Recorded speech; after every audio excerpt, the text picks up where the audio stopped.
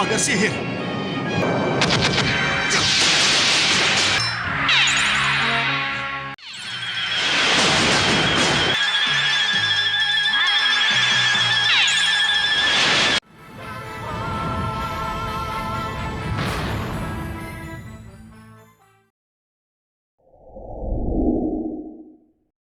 Di Malwapati, Prabu Angling Dharma baru saja mendapat surat resmi dari Parangkubarjo yang berisi undangan untuk sang Prabu sendiri, Batik Madrim, dan para putra guna menghadiri penobatan Pangeran Paranghasta menjadi raja di kerajaan Parangkubarjo.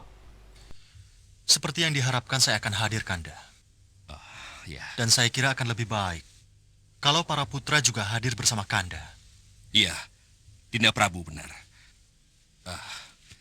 Kalau begitu, saya akan memberitahukan kabar baik itu kepada para putra. Iya. Dharma Yuda, Iya, Gusti. apa acara para putra hari ini? Para putra sedang berburu, Gusti. Kini kita menuju Danur Wenda yang pada saat itu telah sampai dan kembali berkumpul bersama saudara-saudaranya yang lain. Ia pun kemudian menjelaskan bahwa ia baru saja dibawa ke pusar angin oleh Sihir Bahadur. Angling Kusuma pun langsung menimpali bahwa benar dugaan mereka bahwa para prajurit yang menyerang mereka adalah para prajurit pusar angin. Ketika belum selesai Danur Wenda menjelaskan tentang kejadian tersebut, tiba-tiba datanglah Senopati Dharma Yuda yang bertujuan untuk menyampaikan pesan Prabu Angling Dharma supaya para putra segera pulang karena ada hal penting yang akan disampaikan oleh sang Prabu. Danur Wenda, dalam undangan khusus dari Parangkubarjo ini, Putri Gayatri mencantumkan pesan wanti-wanti agar Nanda datang dalam upacara penobatan itu. Kasinggan dawuh, Kanjeng Ibu. Sebenarnya, sejauh mana hubungan Nanda dengan Putri Gayatri?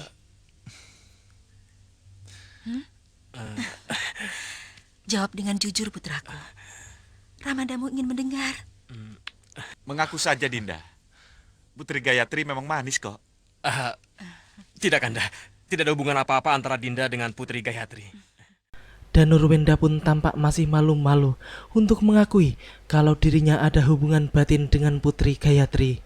Angling Kusuma yang sebelumnya telah mengetahui hubungan dekat mereka pun tampak ikut menjodohkan keduanya karena ia melihat sendiri bahwa Putri Gayatri sempat menangis ketika ditinggal oleh Danur Wenda ke Malwapati. Kalau memang hanya dengan cara itu, Nanda bisa mendapatkan Putri Gayatri. Apa boleh buat? Nanda tidak gentar kan untuk mengikuti sayembara? Tidak, Romo. Nah, itu baru putra Romo. Berhenti! Berhenti! Sebaiknya kita istirahat dan bersanggah di sini. Iya.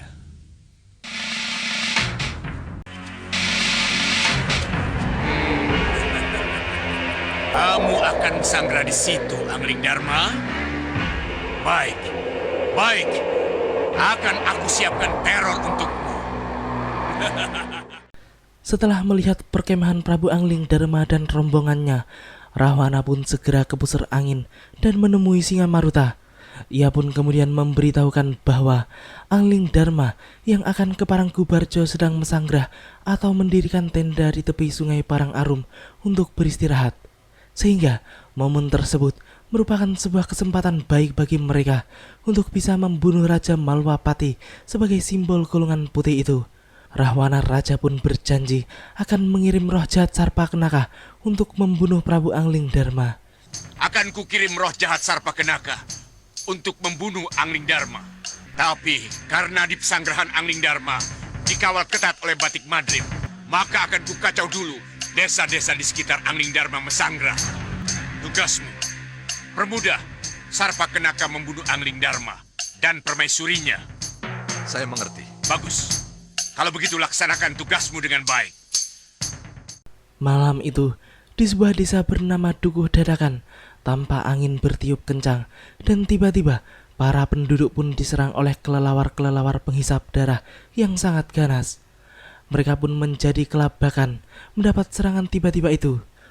Kemudian salah satu penduduk pun mengusulkan supaya mereka segera melaporkan kejadian itu kepada Prabu Angling Darma yang sedang mesanggrah tidak jauh dari desa mereka.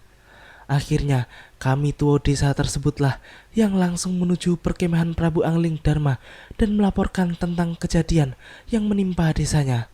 Belum juga kami tua tersebut menyelesaikan laporannya, tiba-tiba datanglah lagi kami tua dari desa yang berbeda dan melaporkan bahwa desanya sedang diserang oleh segerombolan elang ganas yang membunuh penduduk yang ditemuinya.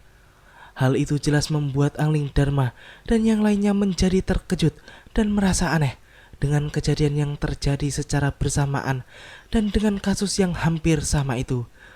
Ini benar-benar aneh. 2 desa dengan 2 bencana. Kalau begitu, kita bagi kekuatan menjadi 2 bagian. Yang satu ke Duku Dadakan, dan yang satu lagi ke Duku Abangan. Begini Dinda. Saya dan Remaja Gandhi pergi ke Dukuh Dadakan, Angling Kusuma dan Ruwenda pergi ke Dukuh Abangan. Baik, saya setuju. Kami pamit.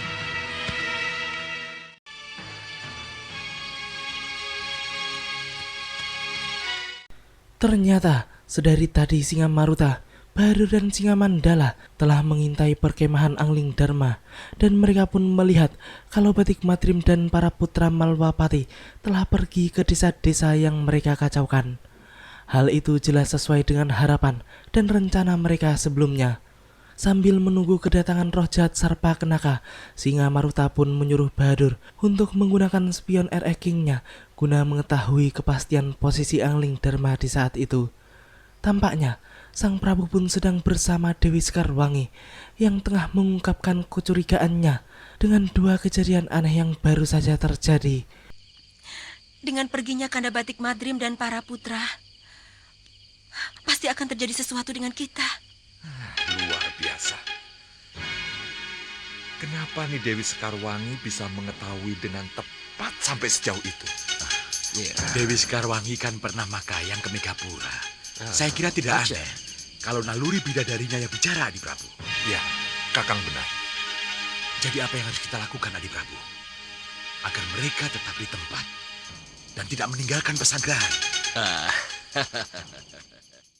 Selanjutnya, Bahadur pun mengusulkan untuk melingkari perkemahan Prabu Angling Darma dengan sihirnya, supaya raja dan permaisuri itu tidak bisa pergi kemana-mana. Bahadur pun kemudian segera mengeluarkan pasukan gaib dari tongkatnya dan langsung menyerang para prajurit penjaga kemah Sang Prabu. Dalam waktu singkat, para prajurit gaib Bahadur itu pun mampu menghabisi lawan-lawannya dengan mudah, dan mereka pun kemudian melaksanakan tugasnya untuk memagari tempat tersebut. Selesai sudah. Prabu Angling Darma dan permaisurinya kemana-mana tidak akan bisa, Bagus sekali, Tuan. Bagus. Dengan kekuatan sihir saya, ribut-ribut di luar itu seperti suara angin. Jadi untuk apa mereka keluar? Hah? Oh, iya. Lihat! Tak lama setelah itu, mereka bertiga pun melihat secercah cahaya kemerahan dari langit yang diyakini adalah roh jahat Sarpa Kenaka. Sedangkan di dalam kemahnya, Angling Darma dan permaisurinya pun merasakan sesuatu yang aneh karena tiba-tiba angin berhembus sangat kencang seperti badai. Para dayang pun berlarian ke sana kemari mencari tempat perlindungan karena tenda-tenda mereka rubuh. Angling Darma dan permaisurinya pun segera keluar tenda dan melihat ada secercah cahaya kemerahan yang berputar-putar di sekitar tempat mereka itu. Sang Prabu pun kemudian cepat-cepat menyuruh Dewi Sekarwangi untuk berlindung bersama Nyitiris dayangnya. Namun ternyata pagar sihir Bahadur pun menghalanginya, sehingga ia pun harus menghancurkannya terlebih dahulu.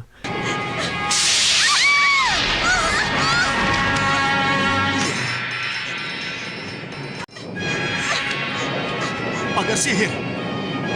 Minggir, Dinda!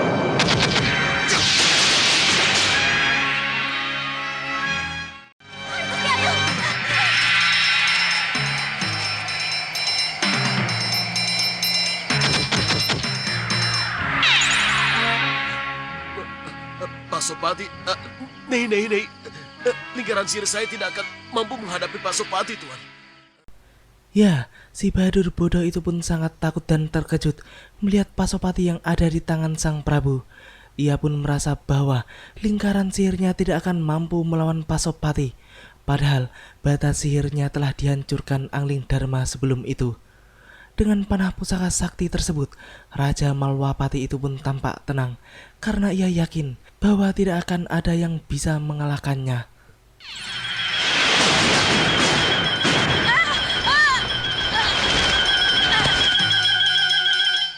Kurang ajar kau Angling Dharma.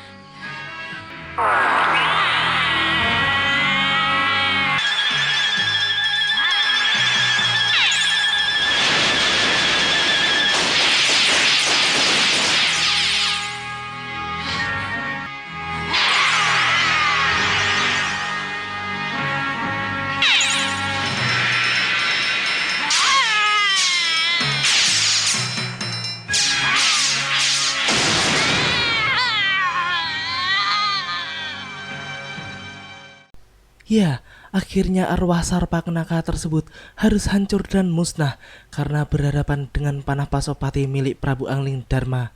Bahadur yang melihat semua itu pun menjadi bingung karena ternyata roh jahat Sarpakenaka yang sangat sakti itu pun tidak mampu menghadapi serangan panah Pasopati yang luar biasa itu.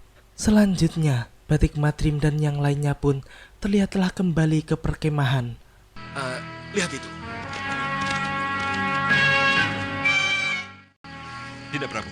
Ya, Tapi apa yang terjadi di sini? Dinda Dewi, kelihatannya teror yang terjadi di Duku Dadakan dan Duku Abangan ada hubungannya dengan teror yang terjadi di sini. Tapi sudah berakhir. silakan. Bagaimana mungkin kita mengirim Patangga kalau mereka sudah berkumpul, eh? Gagal lagi.